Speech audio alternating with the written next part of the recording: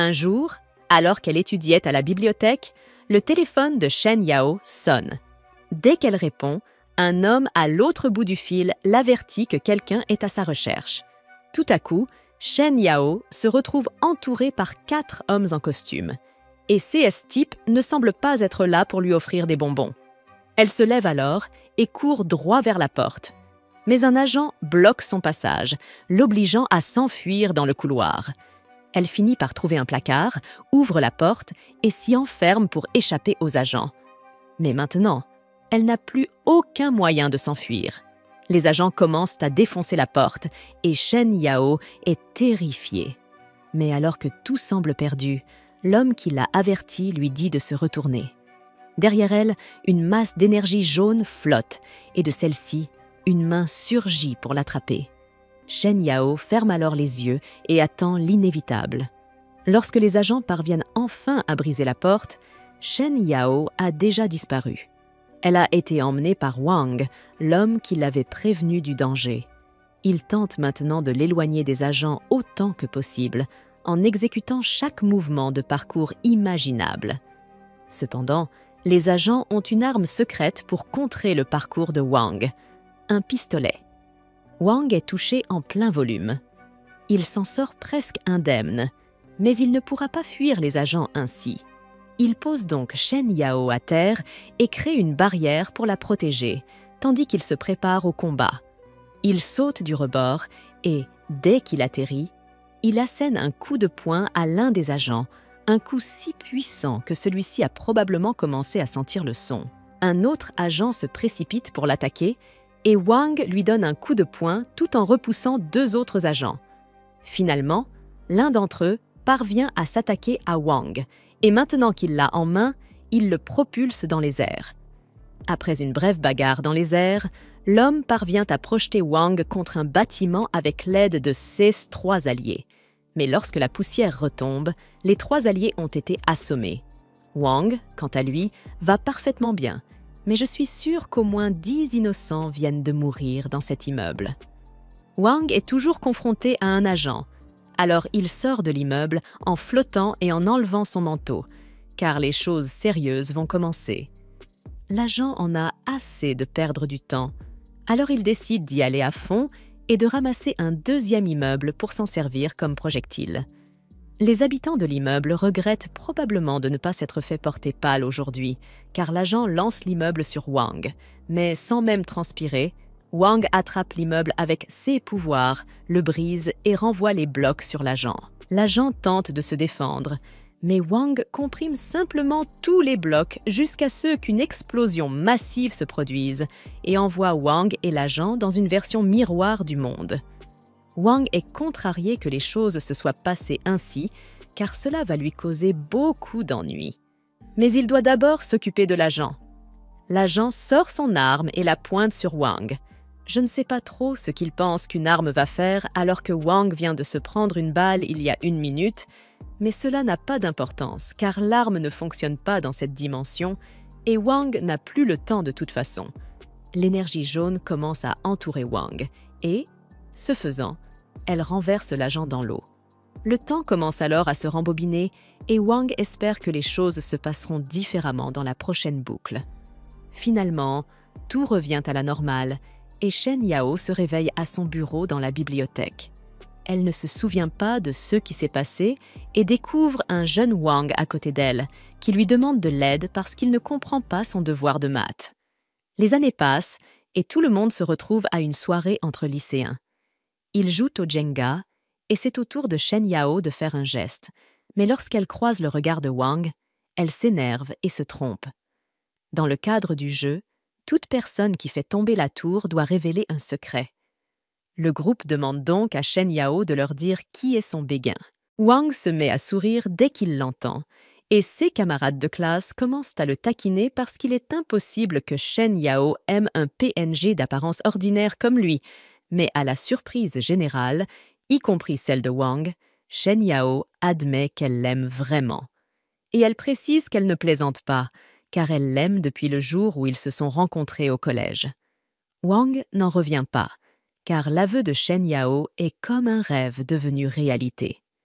Normalement, Cela aurait été le plus beau jour de sa vie, mais juste après la fin du mixage, il a été kidnappé et est actuellement battu à mort au bord de la rivière. Wang n'a jamais rencontré aucune de ces personnes, mais leur patron, Sun-jin, a le béguin pour Shen Yao. Après avoir appris que Shen Yao aimait Wang, au lieu d'accepter le L et de passer à autre chose, il a décidé de traîner Wang jusqu'à la rivière et de demander à ses subalternes de le menacer de mort.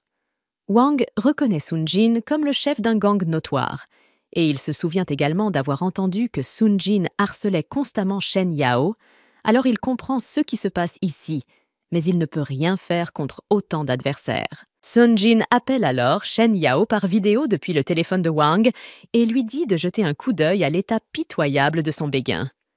Shen Yao est horrifié de voir ce que Sun-jin a fait à Wang.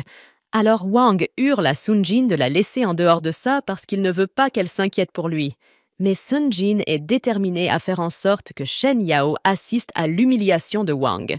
Il dit à Wang qu'il est un vrai loser et qu'il n'a pas le droit de sortir avec quelqu'un d'aussi parfait que Shen Yao. Il ordonne ensuite à Wang de jurer qu'il ne sera plus jamais impliqué avec Shen Yao, sinon Sun-jin dit qu'il le jettera dans la rivière. Wang pourrait choisir la facilité et jurer qu'il ne parlera plus jamais à Shen Yao, mais il ne la trahirait jamais de la sorte. Alors il donne un coup de tête au type qui le retient. Au crédit de Wang, c'était un coup de tête vraiment solide. Mais malheureusement pour lui, il était si solide que le gars qui le tenait l'a accidentellement lâché et Wang finit par tomber dans la rivière. Sun-jin commence à paniquer parce qu'il n'a jamais eu l'intention de tuer Wang.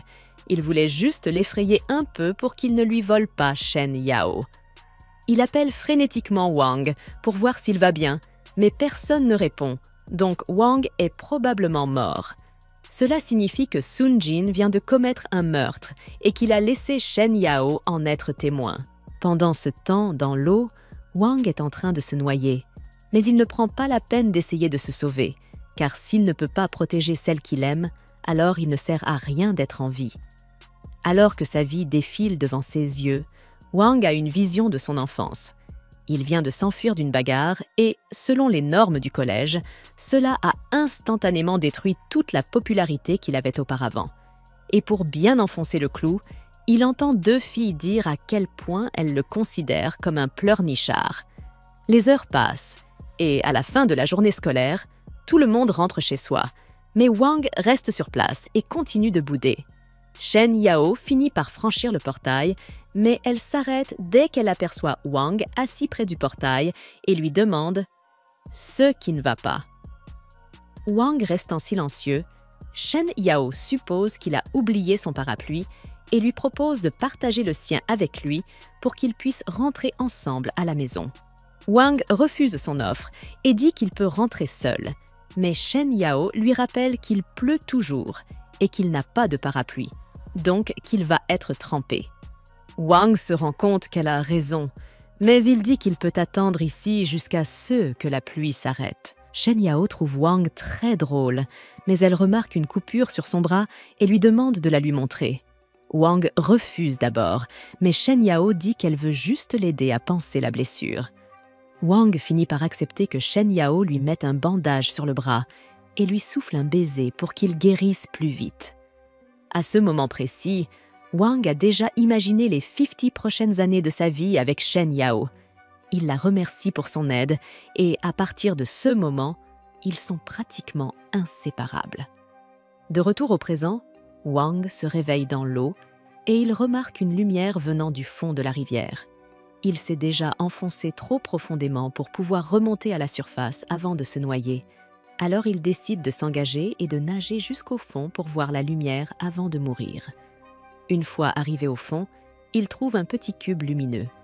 Il le ramasse et, avant même de réaliser ce qui se passe, le cube s'active et pénètre à l'intérieur de lui. Tout à coup, Wang ressent une immense douleur dans tout son corps et quelques instants plus tard, il est téléporté hors de l'eau et commence à voyager à travers un vortex qui le fait atterrir au milieu d'un cube. Lorsque Wang se réveille, il commence à paniquer parce qu'il était en train de se noyer il y a une seconde. Il est soulagé d'être en vie, mais il n'a aucune idée de l'endroit où il se trouve, ni d'ailleurs de la façon dont il est arrivé ici. À ce moment-là, un système apparaît devant lui et annonce que Wang Mao a le pouvoir de tracer un rayon de 15 mètres autour de lui et que, dans cette zone, il peut se téléporter instantanément à n'importe quel endroit.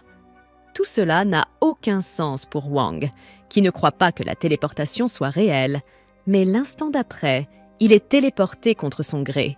Il apparaît dans le ciel au-dessus du canal et Wang commence à paniquer à nouveau parce qu'il est très haut et qu'il craint de tomber. Mais il est en train de flotter, donc il ne risque rien. Une fois calmé, il regarde le sol et se rend compte que Sun Jin le cherche désespérément dans l'eau parce qu'il craint d'avoir tué Wang. Et il trouve cela plutôt amusant, mais quelques secondes plus tard, il est téléporté à un autre endroit. Sun Jin a l'impression que quelqu'un l'observe depuis le ciel. Il demande donc à ses subordonnés s'ils ont entendu quelque chose à l'instant, mais il pense que Sun Jin a dû avoir des hallucinations.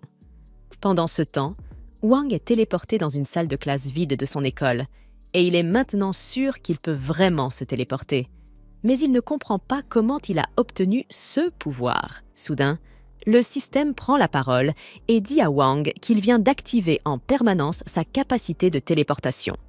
Wang commence à paniquer et craint de devenir fou car il entend des voix dans sa tête. Mais le système le corrige car il est en fait dans le corps de Wang et non dans sa tête. Ce n'est toujours pas très rassurant. Alors Wang demande à la voix de sortir de son corps, mais le système l'ignore et l'avertit que quelqu'un s'approche. Un membre du personnel se dirige vers la salle de classe parce qu'il a entendu un bruit bizarre venant de l'intérieur. Mais lorsqu'il ouvre la porte, il ne voit qu'une salle de classe vide avec une flaque d'eau sur le sol. Wang finit par rentrer chez lui et décide de prendre une douche pour se détendre. Une fois la douche terminée, il sort son téléphone, qui fonctionne toujours, même s'il est resté au fond de la rivière avec lui. La première chose qu'il fait est d'appeler Shen Yao pour lui dire qu'il est vivant. Et dès que Shen Yao répond, elle commence à lui demander frénétiquement s'il va bien. Il lui répond qu'il va bien, mais elle pense que Sun Zheng est allé trop loin. Et elle demande à Wang s'il devrait le dénoncer à la police. Honnêtement, Shen Yao aurait dû appeler les flics dès qu'elle a vu Wang tomber du pont, mais Wang lui dit que ce n'est pas nécessaire. Il a réussi à s'enfuir sans que Sun Zheng ne l'aperçoive. Alors à l'heure actuelle, il est probablement encore en train de chercher le corps de Wang dans la rivière et de s'inquiéter de la peine de prison qu'il pourrait encourir. Quoi qu'il en soit, il s'est passé beaucoup de choses aujourd'hui. Alors Wang lui dit de se reposer pour aujourd'hui et raccroche. Il s'allonge ensuite sur son lit et se demande ce qu'il va faire de son système, car personne ne le croirait même s'il le leur disait. Soudain, le système réapparaît et demande à Wang s'il s'est calmé. Wang lui demande pourquoi il continue à le suivre, mais le système lui rappelle qu'il fait désormais partie de son corps et que Wang ne peut donc pas s'en détacher. Le système active alors le cube et Wang est à nouveau aspiré à l'intérieur. Le système explique qu'il a établi une connexion avec le corps de Wang, ce qui signifie que Wang est coincé avec lui pour toujours. Cela fait de lui l'utilisateur du système universel Horadric Cube et, par extension, le maître du système. Wang ne comprend toujours pas, il demande au système où il se trouve et celui-ci lui explique qu'il s'agit d'un macro-espace à l'intérieur du cube et que même si le cube ne fait que 3 cm3, il a beaucoup plus d'espace à l'intérieur. Wang sait que le système dit la vérité, alors il lui demande pourquoi il s'embête à aider quelqu'un comme lui. Et le système lui répond que c'est parce qu'il veut réaliser son rêve, et que ce rêve est de devenir le roi du monde.